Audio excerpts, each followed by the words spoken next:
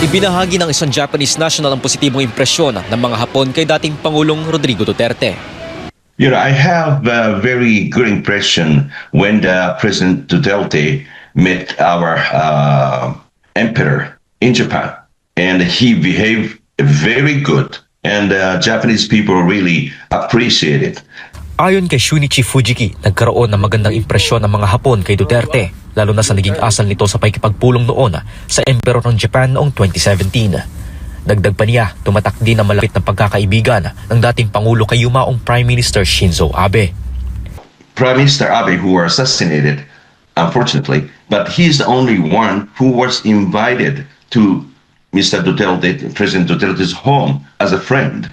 Right, so this is one of the reasons that I admire President Duterte, and now he's in a very bad shape, in a very bad health condition. Sa isang privilege speech noong March 11, nanawagan si Fujiki sa United Nations Human Rights Council para sa interim release ni Duterte dahil sa kalagayan ng kalusugan nito.